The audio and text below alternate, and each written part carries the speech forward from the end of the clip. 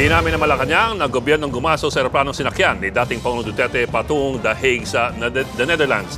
Pero tinanggi nitong demolition job ang pag-aresto sa dating Pangulo. Nasa frontline na balitang yan, Maricel Halili. Sa bibig na mismo ng Malacanang nanggaling, gobyerno ang nag-ayos at nagbayad sa eroplano na sinakyan ni dating Pangulong Rodrigo Duterte nang arestuhin siya at dalhin pa Netherlands nitong Martes.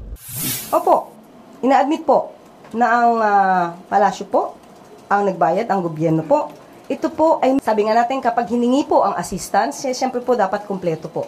Hindi masabi ni Castro kung magkano ang nagastos ng gobyerno sa chartered flight. Pero ang malinaw, walang gastos ang gobyerno sa pananatili ni Duterte sa The Hague. Dahil lahat daw ng kailangan ng dating Pangulo doon, manggagaling na sa sarili niyang bulsa. Nangako naman ang palasyo na titiyakin nilang magiging patas ang paglilitis kay dating Pangulong Duterte. Pero susunod daw sila kung mag-issue ang ICC ng cease order sa mga ari-arian ng dating Pangulo.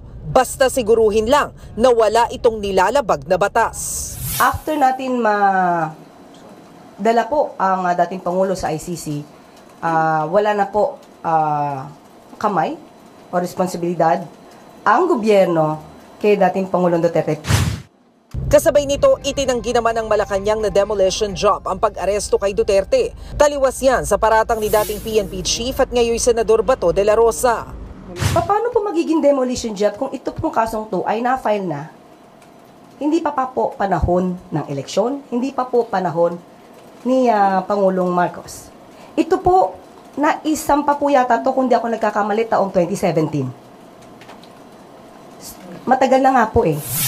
Nilinaw din ng palasyo na walang ginagawang loyalty check ang Pangulo sa Philippine National Police. Sa kabila yan ng maugong na usapang marami na ang nagbitiw na pulis dahil sa pagkadismaya sa pag-aresto sa dating Pangulo. Sa ating pong paningin, ang pagkakalat po ng mga gintong klaseng kwento ay para po mas lumaki ang simpatya sa dating Pangulong Duterte. Nagbabalita mula sa Frontline, Maricel Halili, News 5. Mga kapatid, Ed Lingaw po, maging maalam at may pakialam sa mga napapanahong balita sa ating bansa. Para sa mas malalimang pagtalakay at paghimay sa mga issue at headlines, tumutok lamang at pag-subscribe sa social media pages ng News 5.